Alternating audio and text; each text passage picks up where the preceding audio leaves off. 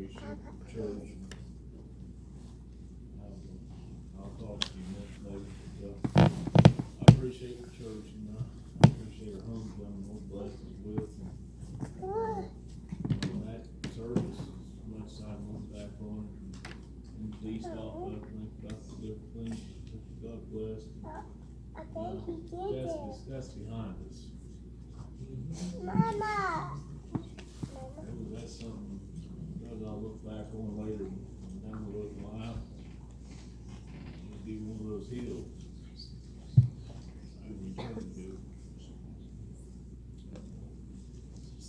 But I appreciate the church and all the effort that went into homecoming.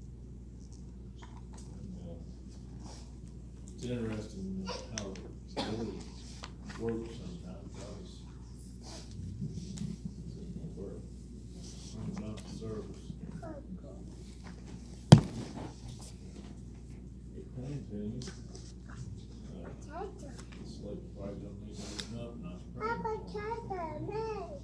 Like Hadn't been down. Next thing I know, Doug heard his voice. And I'm not telling that to brag, that's not my point. We need to be prayerful when we come to God's house. We need to be prayerful about what's going on, what needs to take place. God shows the things that will take place. He's all knowing. Turn it up. And sometimes it's hard for us as human beings to understand. God's all knowing. He's all seeing. He knows the attitude of our heart and where we're at. So, I know Slade asked me something I felt like singing, but I'll ask again if you hear about the song, "When the Heart of God Stirred You." You're welcome to sing. Give ample opportunity. Give you a good opportunity to give you something simple while you're welcome.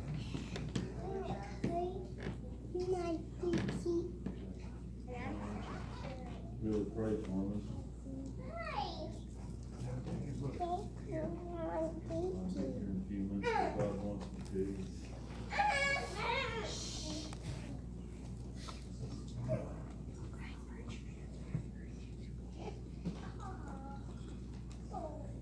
Just stand with me and I'll read God's word. First, you do the prayer this morning. I don't know what needs this morning, but I will say this. Here this morning, you're lost, or you're a long way from the Lord, maybe you've cold and indifferent. I'm thankful that we've got an all-knowing, all-seeing God, who's a forgiving God, who's a loving God. And if you're here and you feel like any time you need to come to the altar, I want you to know that it's open to you. I'll be honest with you, I wouldn't want to attend somewhere that the altar wasn't open to you anytime. That's when you and the Lord, I believe when God calls, it's important to move right when God calls and gives opportunity. We don't know when we're going to draw our last breath. I got a cousin. With the nostril, and he had got a father-in-law, and he was sitting in the chair, and his wife was visiting with him, and 1 minute they was talking, and the next minute he took his last breath and he was dead. That's how fast things can be over. We don't know. Thankfully for him, he was at the hospital, and they was able to resuscitate. God bless him with some more days. And you pray. I wanna preach right this morning and get myself out of the way. I want to read in Ecclesiastes in the 12th chapter and read 13th and maybe 14th verse. And I'm going to go over to Luke and read. I'm going to start reading. 12th chapter in the book of Luke. You got your Bibles. probably start reading verse 2 and maybe read just down to verse 5. Tell you what, now this is interesting. I try to pray even about what to read, where to read, which to read first. Everything's got its order. But in the 12th chapter, I'm going to start in the book of Luke, in the 12th chapter. And I appreciate your prayers. I'm feeling the church praying for me. And what I love about the Lord's work, it takes every one of us. It's just not, you know, when I was a young fella, I watched my pastor, and I just thought he got up and preached. And I really, just out of ignorance, I didn't realize that it was the church carrying it off. You know, that's just being honest. I don't think any of us is honest. That's the way we need to be. But I didn't realize that. I didn't think that. But that's the way it works. God's got it fixed just right. Let me read here in the Luke, 12th chapter, and the 2nd verse, and I'll get you seated here in just a minute. It says, "For there is nothing covered that shall not be revealed, neither hid that shall not be known.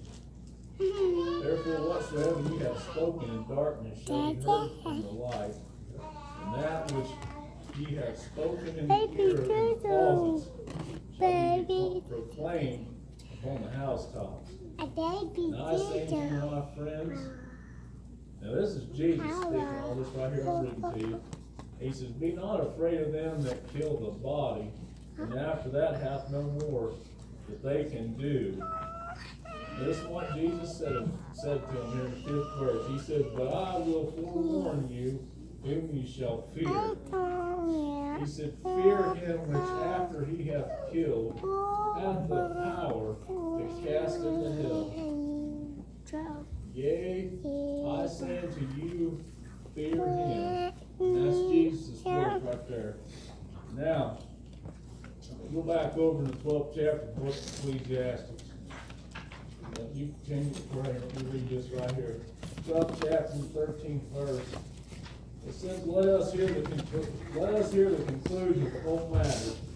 He said, "Fear God and keep his commandments, for this is the whole duty of man. For God shall bring every work into judgment, with every secret thing,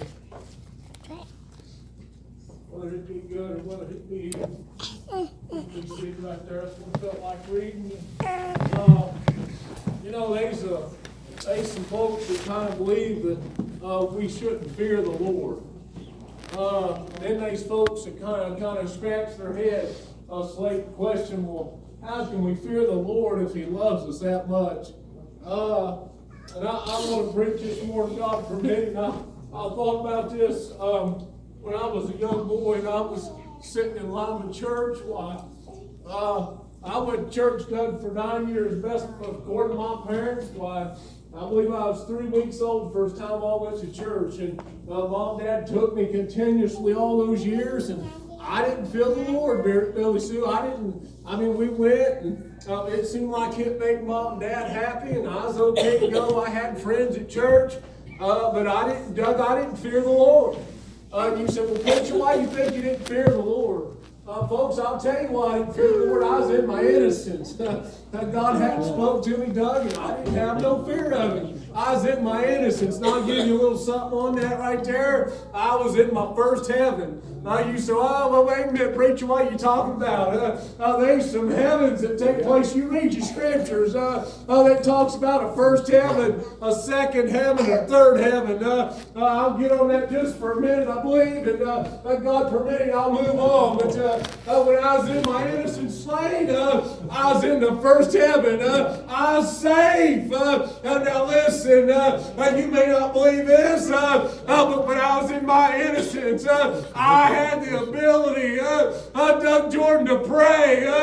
Some people, you may not believe that, but if God hadn't spoke to me, if I would have died, I'd have still went to heaven. I'd have been a part of the second resurrection.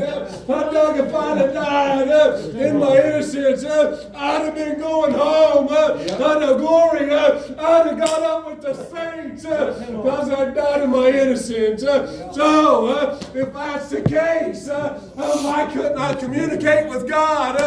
There's no reason that I couldn't have prayed and talked to God. Yeah. People don't think about these things. But God showed me a few things.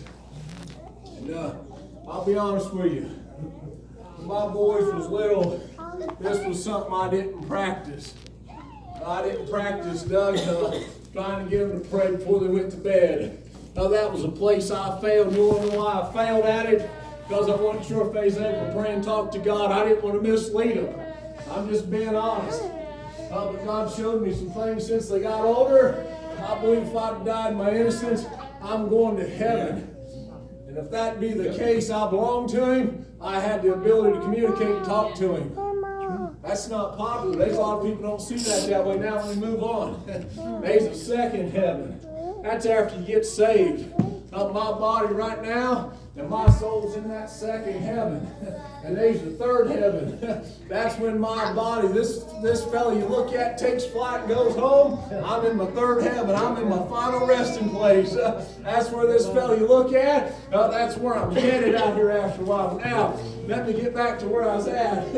I appreciate you praying for me, but listen. The fear of the Lord is the beginning of wisdom.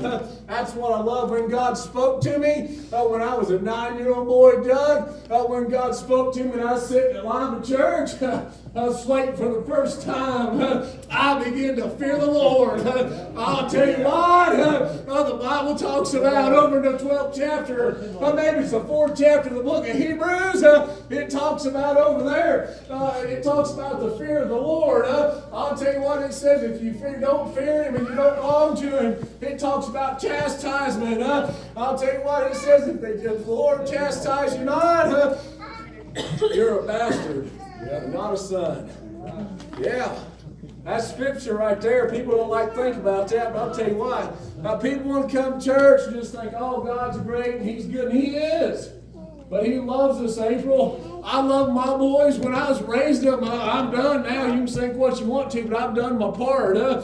Slate still lives at home, and so's Stone, and Dad's got some rules that they got to go by. But I'll tell you what, I've done my part as far as raising them. But when I raised them, I'll tell you what, when they was little, if they didn't listen to me, I whooped them. Doug, I believe if we belong to the Lord and we've been saved, I believe you get some chastisement. That's not popular preaching either. But I'll tell you what, I've been chastised. I've been whooped by the Lord. You say, preacher, what are you talking about?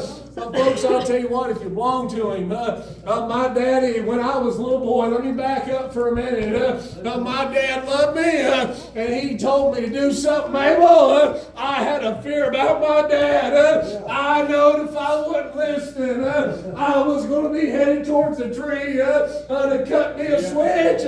I knowed what was coming. But I'm here to tell you, as much as Jerry and Helen Hunter love me, I've got a God that loves me that much more. And if my dad would want me because he loved me, then how much more is the Lord worthy to chastise me? As I belong to Him. Yeah. Doug's got a grandpa, a great-grandpa. He's dead and gone. He was a preacher. Siegel Newport was his name. My understandings, Siegel had several kids, but Siegel got in a spot in his life, he was running from preaching. And he had a little boy that got struck and killed by a car. He was riding a bicycle, if I understand right, Doug. I appreciate you shaking your head, I want to tell him right. And he told till the day he went to heaven, he told that the Lord took that child from him because he was running from the Lord. He's running from preaching. And that little fella got took away from him because of disobedience.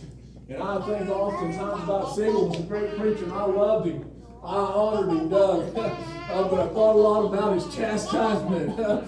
I'll tell you, God will get your attention, whether or not you like it or not, if you belong to him. Now listen, think about David. David was a great man. Listen, we often think, well, I don't believe God will do that. This is what I hear this. This is what people say, I don't believe God will do that to you. I'll tell you what, listen, think about David. Go back and read your scriptures. What happened to David over there? He got down there and laid with another woman. He was down there with Bathsheba. She ended up with a child. And what did David do? He thought, boy, how am I going to fix my mess? That's the first thing we think. How am I going to fix the mess I got myself into? David was thinking on his own. David said, he said, send Uriah, her husband, said, send him out to the heat of the battle. And when you get him out there in the heat of the battle, he said, withdraw from him. And they did, and he died. And David took Bathsheba to be his wife. Yeah, this is scripture now. David took her to be his wife, and she bare that child. And folks, that child ended up dying. Yeah. I'll tell you what, your sins, you'll pay for them while we're living. We can leave here, I don't care how you live your life, you can go out them back doors smiling, think, boy, we had a good service. It was a great service. I'll tell you what, if you belong to him, you need to be somewhere where you can serve him and worship him and enjoy what he's got for you. And I'll tell you what, I'm thankful, Doug, right out of my heart, that I fear the one that I serve and worship. If you don't think he'll chastise you, there's something wrong with your thinking. You better check your salvation is what you need to do. Look real close, because if you think and say, well, I got saved way back yonder, and you can name the date, the time, or whatever you want to do, and you think the Lord ain't never going to chastise you, you better check what you've got. Think about it. You better check what you've got, because you've got something different than me. And I know I'm going home out here after a while. I didn't know I was going to preach like this morning, Slade, but it's okay with me. I'm glad that the Lord loves us all. Yeah, he loved me. He loved me, Bird. When I didn't even see myself worthy of being loved, he loved me. Church loved me. Folks, that's the way it works. We can find ourselves, sometimes we can get off and have our little pity party for ourselves, and we can get off and get to feeling sorry for ourselves. And I'll tell you what, when you get in that shape right there, think about the Lord. Yeah, Jesus. Doug, often when I get in that shape, I'm being honest with you, I get in that shape, that I can get ashamed of myself.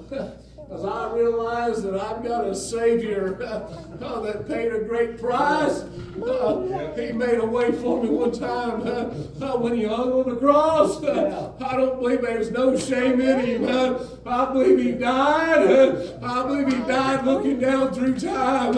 He could see us. Think about this, folks. This is unimaginable. But when he was hanging on the cross, I believe, Billy, shoot with all my heart. He could see down through time. He could see this service at Sulphur Springs. That blows my mind. But I believe with all my heart that God can see down through time just as far that away as he could that way. That's the God we got. All seeing and all knowing. No. So, preacher, when you lay down in bed at night, do you fear the Lord? I don't think too much about fearing the Lord, to be honest with you. Well, that's kind of strange. I had a dad that loved me. I didn't run around fearing him all the time. He whooped me when I needed it. Yeah, other than that, he loved me. He loved me when he whooped me. Sometimes, I'll tell this on myself, sometimes I'd whoop my boys. I'd get off on myself somewhere, April, because it broke my heart. It should. We got a lot of kids today that get abused. We got parents just whoop them because they're mad. Folks, that ain't the way it works. That ain't God's way. You beat your kids because you're mad at them, there's something wrong with you. Now, I'm just being honest. That ain't popular either. And I whooped mine a few times when I was mad at them. Maybe it's the truth. But I was wrong. There's a few times I got off and went and I asked God to forgive me. There's a few times I asked them to forgive me. Sometimes I preach on things that ain't too popular. But I'll try to help you, because I've been there. Yeah, I've been there. Well, I've got a merciful God, buddy. And I'm thankful I do. So that's enough preaching for me. I do my part, and I'm quick to try to get out of the way. But I'm glad I'm saved, and I'm glad I've got a God that loves me. And buddy, you got the same God. If you're here and you're saved, and if you're not saved, you need the Lord that I've got in my heart. You need Him this morning in your life. Because I'll tell you what, death is out there ahead of us. We're headed towards it. We're headed towards it. And when we get to that point, there'll be no second chances. There's not going to be a purgatory out there either. I'll just forewarn you. There's not a purgatory. There ain't a second chance. That's what they think purgatory is. I'll tell you what, we're in purgatory right now. This is just your chance. That's enough preaching for me. Prayers. I've been all over a little bit, but that's okay with me. And if you're here, and I'll tell you what, if I really felt strong impression, I'll give the invitation, I'd be honored to. And I'm not telling somebody they don't need to come to the altar, that's not my point. But I'm here to tell you the altar's open to you. If you need to come, you need to make haste. You need to be like Zacchaeus.